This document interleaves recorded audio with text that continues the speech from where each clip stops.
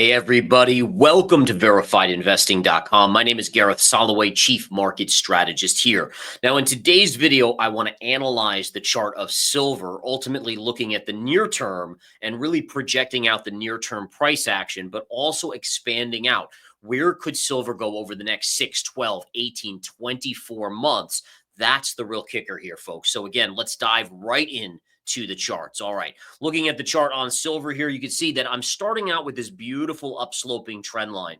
And this has been the basic reason why silver has not been able to really rip higher significantly. This trend line is keeping it under wraps. It goes back to late 2022, connects the exact high in 2023 April to the exact high here in May of 2024 to the high in October of 2024. And lo and behold, we tagged it twice, once in July 2025 and once in later July 2025. And what we know here is that as of now, we must respect this trend line.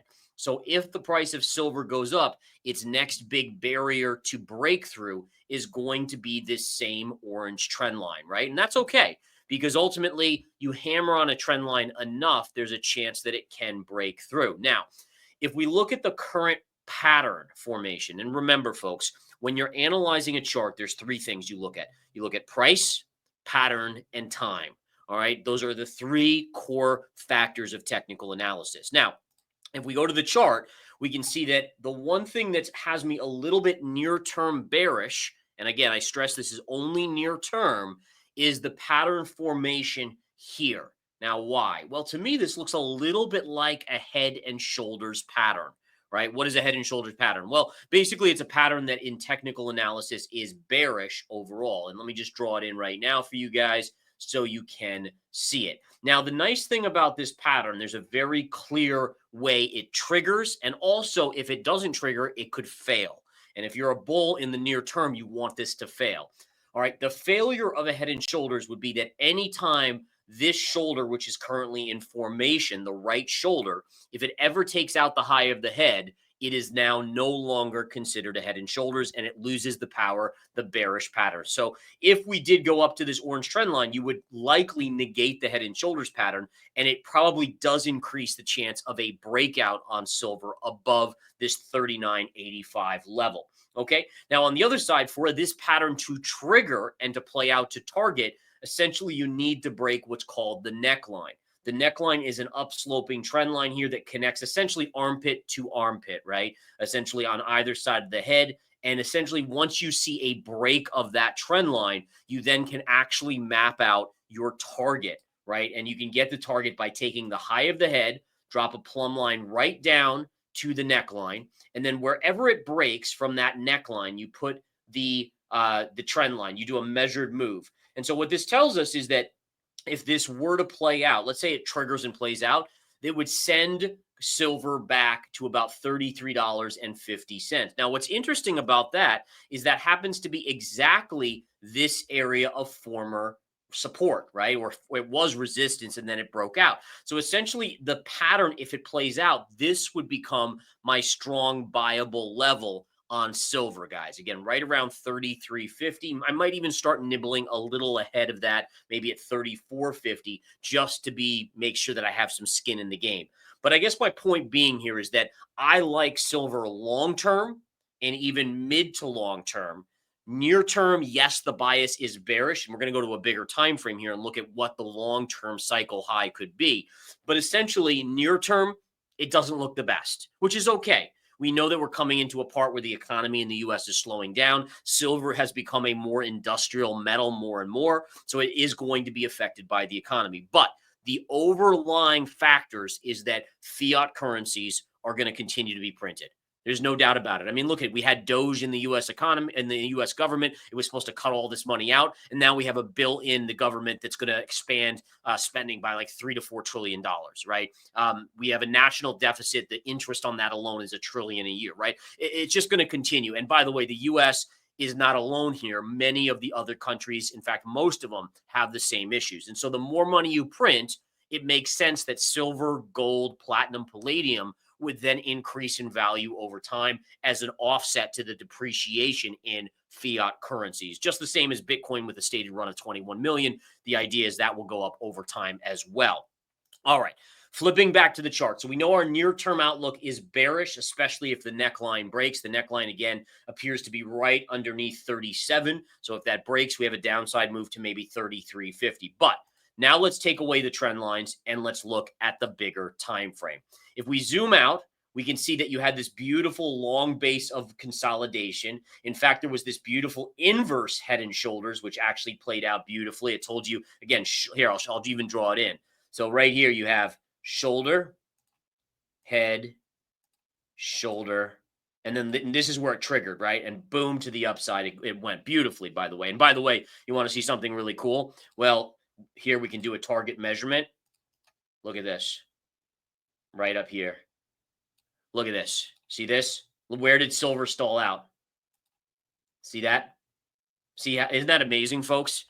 I mean, that's the power of knowing how to calculate a head and shoulders or inverse head and shoulders pattern.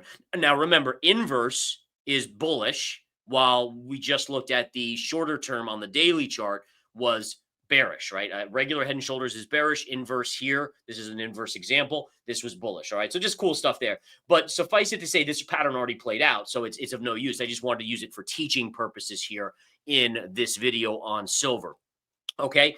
But what we do see as we zoom further and further out is that you essentially have a double top situation here on silver, right? From 1980 to essentially 2011, there was a double top. Now, first of all, that's impressive that silver has not taken that out considering the dollar weakness. But again, silver was looked at as much more of a safe haven asset back 10, 20, 30, 40, 50, 60 years ago versus how it is now. So I get that. But there still should be upward pressure. And I would dare say that you have what is called a cup and almost a handle pattern here.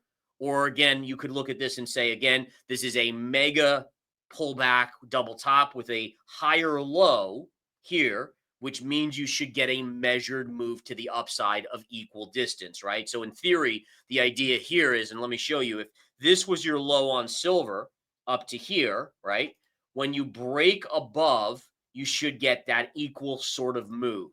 And so for me, at least, I would expect that in the next, let's say 12 to 24 months, I do think eventually silver turns up. It comes up to the $48, $50 level. It has a small check back, and I want to show you why, right? Why would this be a small check back? Because when you do technical analysis, one thing you learn is that when you hit a trend line, you usually hit the trend line, pull back, hit it again, hit it a third time, and it's very rare you break out on the third hit. It's usually the fourth hit. The fourth hit has a 50-50 chance of breakout, and then the fifth hit has a 60-40, sixth hit 70-30, seventh hit 80-20, right?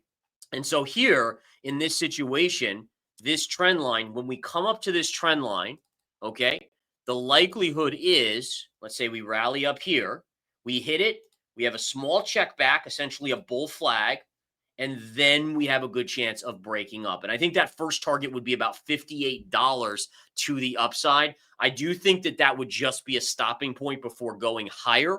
But again, based on that calculation we did, based on the higher low, you would look at it and say, okay, the likely first resistance on a break of 50 would be $58 per share, or per ounce, I should say. Maybe I've been saying shares, but obviously it's ounces in silver. Okay, so that's giving us a little bit of upside projection in terms of silver. And then really, if you look at longer term beyond that, it's really tough to project out. But again, one other thing that we could look at here is you could say, okay, well, if you have a measured move and you finally break out, and this would be the most bullish case, and I want to be clear that there's no guarantees, but essentially your big bull run was from here to here, right? From about the $8.64 to the $50 level here. And the idea, same thing, is you could look at and say, okay, your measured move on that would take you to about $90. So suffice it to say, first target on a breakout in 12 to 24 months, I would look for $58 per ounce. And then if it can pull back off that and consolidate in a bullish manner, maybe retraces back to 48 to 50, which would be very normal, the next leg up could take you as high as 90. Now, again, folks, needless to say, this is contingent on the chart not breaking any of the bullish setup here on the longer term chart. And again, obviously, it's contingent on the US not somehow magically fixing their fiscal issues, nor the rest of the world. But I do think this gives us an enlightened view of saying, okay, short term, maybe some weakness. And I will tell you guys, I plan on, if we pull back to $33.50, I do plan on buying silver myself at that range, even at 34.50 to 33, maybe dollar cost average down.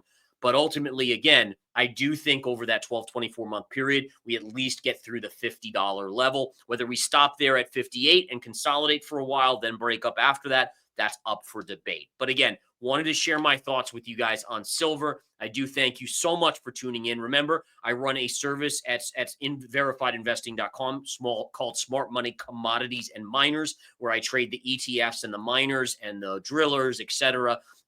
In that service, and do 2 videos a week, plus 2 of my other traders do a video a week each as well. So there's lots of hardcore technical analysis data on this, and we focus on swing trading in that service. Obviously, I give my opinions longer term, but swing trading is what we do there. You guys have a great one. I'll talk to you soon. Take care.